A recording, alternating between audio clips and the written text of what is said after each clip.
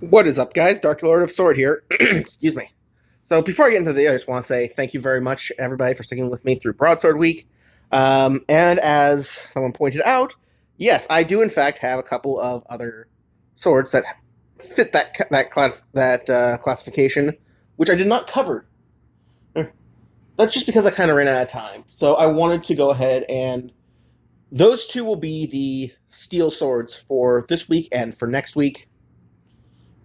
Uh,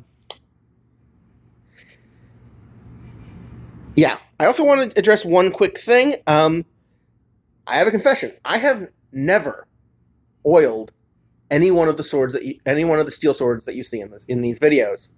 Was was and that does show in some cases. There's sometimes a little tiny bit of inactive black rust that I have cleaned off. But yeah, I have never oiled any one of these. And the reason for that is because I use Renaissance wax. If you're not familiar, Renaissance wax is a microcrystalline wax paste developed by the British Museum for preserving steel, brass, wood, bone, ivory, leather, anything you can think of. Apply about like the amount that you can fit on your little fingernail. In a given area, and it will stay as long as it is clean. It has no fingerprints, no hand oil, anything like that on it. As long as it is clean and dry when you do it, it will stay almost indefinitely. Especially if your environment is kept reasonably dry. Hey, the katanas, of course, have occasionally had a little bit more of a hard time, just because reasons, and also because that mirror finish rusts like hell.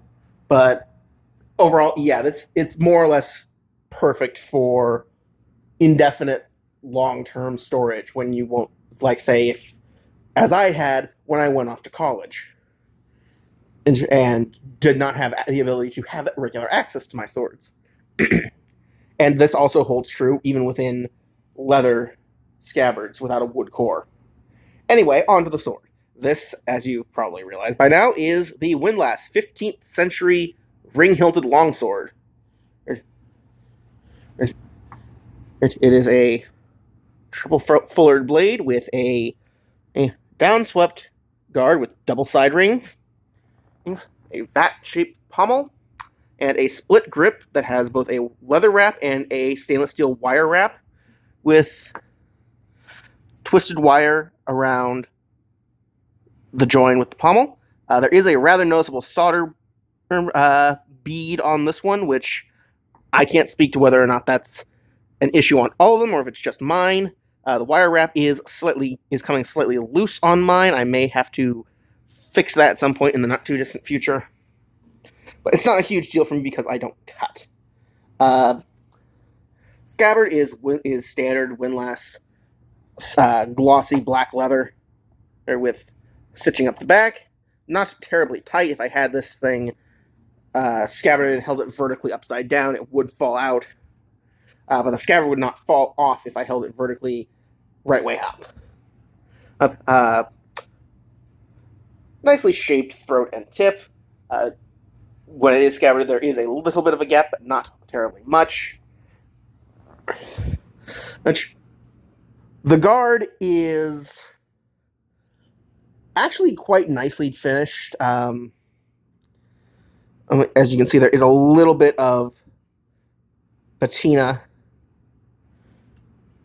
in there, because of course you can slip a finger over the guard. Although why you would want to on this, I don't know. If you did, the corners of the guard on the inside are quite square, although and that includes the ones on the ring. Even though it's nicely rounded outside, there's a little bit of a corner inside. Not a super hard one, though. And then, of course, the guard arms are totally square. And with this interesting little split triangle finial.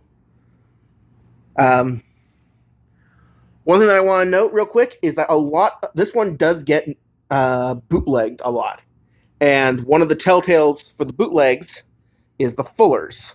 There's quite often you'll see the fullers either doubled up, or they will have just the forte will be extended to almost twice the length, about there, sometimes slightly longer.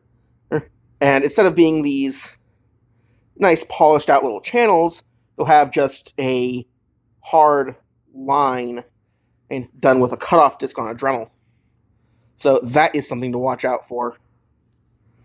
Of course, the Windlass Made in India etching. And the seam is actually nice and centered. The wire may be coming undone, but the leather grip certainly is not. It's like every other Windlass blade you're ever going to see me review. It is slightly blade heavy just because it does not have perfect geometry. Something else I do want to address. This is... it would qualify as a fantasy sword. I would call it a historically plausible sword.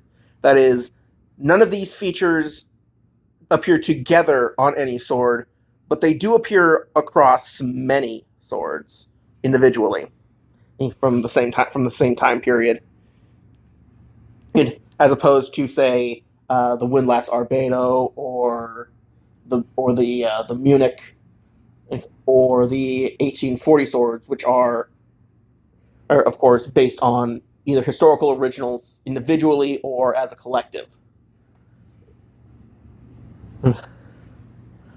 So I think that about does it for this video. Please let me know what you think in the comments below. Personally, I love this one. It's one of my favorite Windlass designs. And so yeah, let me know what you think in the comments below. Dark Lord out.